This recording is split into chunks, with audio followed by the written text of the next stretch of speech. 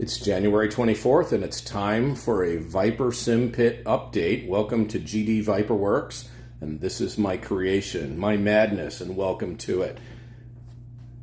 Let's take a look from the outside initially. Let's see if anybody can spot some of the changes. See who has the eagle eyes here. Still waiting for some very important parts. My TQS, yes, still not released. But here's a quick overview.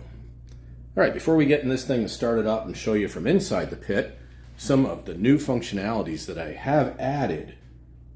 I have improved the wiring, yes. Seems like I figured out I do everything 3 times. Whether it's prototyping, cardboard, laser cutting panels to make sure that they are proper size, that often takes 3 times, I've found, to get the right fit. Well, wiring seems to be the same. It seems like the first time I wire a panel, it was just to make sure it functioned. The next time, tried to make it with some disconnecting wires so I can easily take it out and work on it. So you can see here, now I have some nice quick disconnect connectors for ease of maintenance. I've also mounted my my Arduino Mega boards using DIN rail mounts, so that they're not just hanging like last time that you might have seen this. They were just hanging, supported by the wires themselves. This one still needs some work. This one here for sensor and HUD is also already mounted with a DIN rail. So that's the plan. I think I'm going to go around and mount all those permanently with the DIN rail mounts for my Arduino Mega boards. I found that those are excellent boards. They have a lot of inputs and a lot of capability to use either analog or digital. And it's as simple as taking a digital, using the digital number for the pin as opposed to using the analog number. Same pin, but you don't have to do anything in the code. You just tell it the different pin number. It's pretty simple. That was one of those things I kind of figured out the hard way, and it was a very important find. Right console wise though, that slot right there, that is for the chart case. I have a real one that I measured up and I redrew it with Shaper 3D, and I modified it to fit in that small slot because it's a lot bigger than that slot actually. So I'm making my own. I did 3D print it, but some of it needs to be redesigned to fit a little bit better. KY58 panel with the black knobs. Last time you saw that, there were just some knobs sitting on top of the stems for the potentiometers and rotaries. Also didn't have the that fill plug that's right there in the middle. I had to cut that in, but now it's fully wired and fully functional. Do you ever really use it in DCS? No, not at this point, but it does work. Everything you do in here does carry forward onto the screen. The ZeroWise panel was fully redesigned to adapt to the switch guards that I found. I've been looking for these metal switch guards forever. These came from Greece. Another guy on the Viper Pit forum, he makes them, and they're great. They came in pieces though. I had to put them together, paint them, but I'm psyched to have them. Everything else here we already talked about works. There's another panel I had to recreate. Was the nuclear consent. That is also with a new switch guard. And something else cool that was not there last time. Do you know what it is? See if you can see it. Heat shrink caps, and also all switches have been replaced with the official switches. So that's another update. Starting to work on engine instruments and other instruments. Here are a couple bezels. Those are test bezels. Those actually were prototypes for what I did up here. These engine instruments are not yet done, but they're designed to have X27, I think is the number, stepper drivers behind there, or motors. And those were made with translucent white acrylic, cut on the CNC, painted black on the top and side surfaces, laser engraved with the markings. Light will shine through. You've seen that before. And then the steppers will go in there, and then I will program those. Let's see, what else do we have here? I have some nice fancy lights that I put in. The landing gear lights, the same lights that are in a couple places around the cockpit to include the ECM light. The Grimes lights are very expensive. They're also a high voltage. I need low voltage, 5 volts. So I'm using dial light, little light mounts or little bases. They fit perfectly. They're the perfect size. And I managed to find LED equivalent bulbs to the incandescents that go in there. So those work beautifully. But they had this little screw-on bezel, this black screw-on bezel that was nice. But the problem is that the dial light elements or bulbs themselves, they extended past the end of that bezel, which for the F-16 was incorrect. The face of that bulb was actually recessed, as you see right there.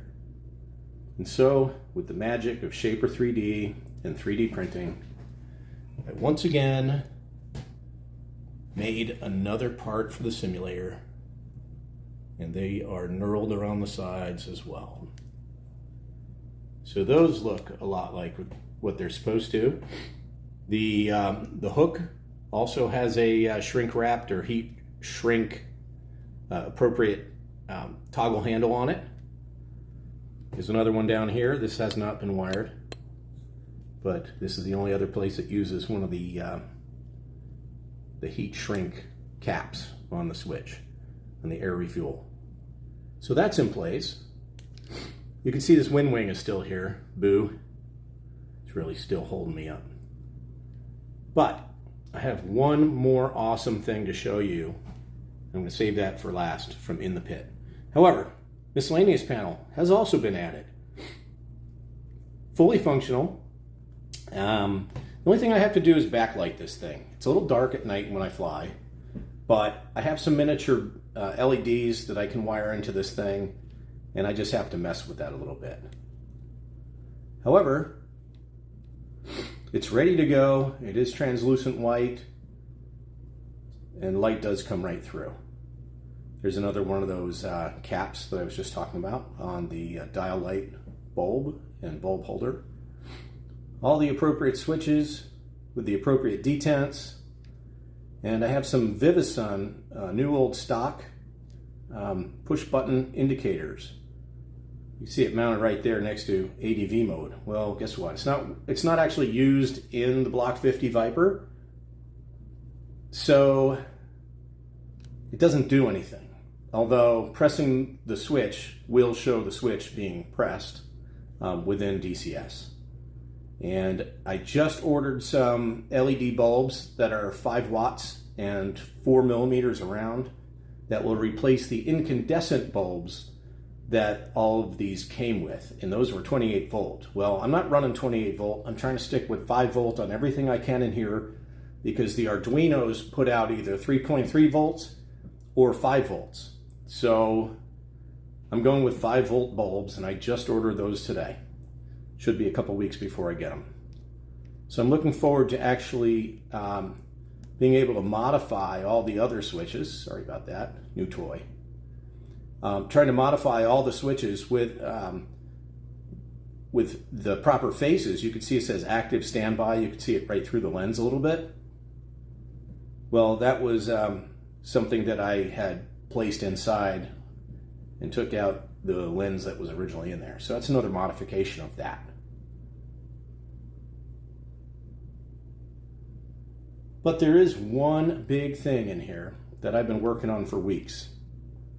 And I'm going to save that for getting in the pit and showing it to you in person. All right, we're now in the pit We're also staring directly at my project that took me over 2 weeks. It's been a very difficult project because the space that resides in is the same dimensions as these. And as you can see, there is no extra room. So with the current standard of 16.9 screens, definitely isn't going to fit. 4:3 ratio screens, very difficult to fit because there's a lot of wasted screen that overlaps that space. Well, there isn't any space to overlap unless you make a screen that's smaller than what you want it to be, or smaller than what it's supposed to be. Well, I found some 2.8 inch circular screens.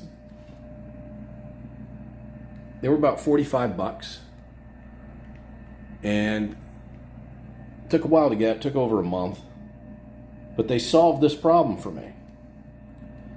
So what did I do? I took the circuit board and the screen.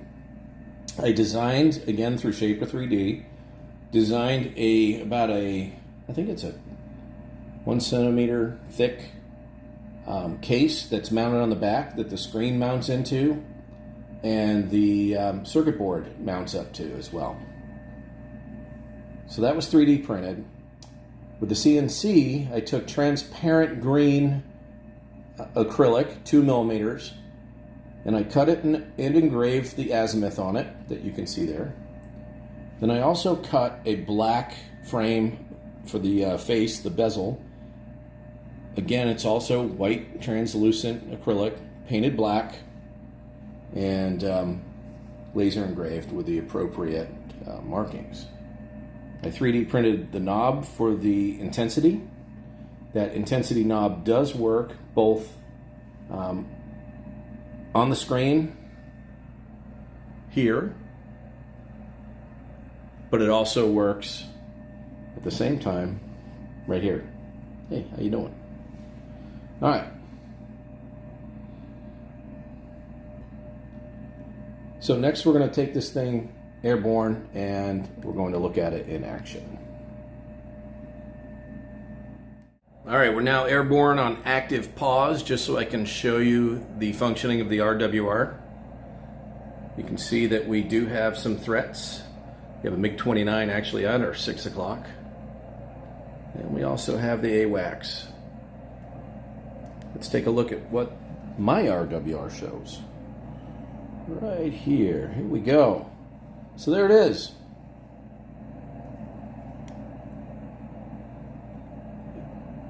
It also responds instantaneously to what you see on the screen. The intensity knob works. Turned all the way up. Now we're going to turn it down. It's gone. And also, so you can see on the screen, it's also turned down. Thanks for watching, everyone, and be sure to tune in next time for another GD ViperWorks SimPit update. Quincy out.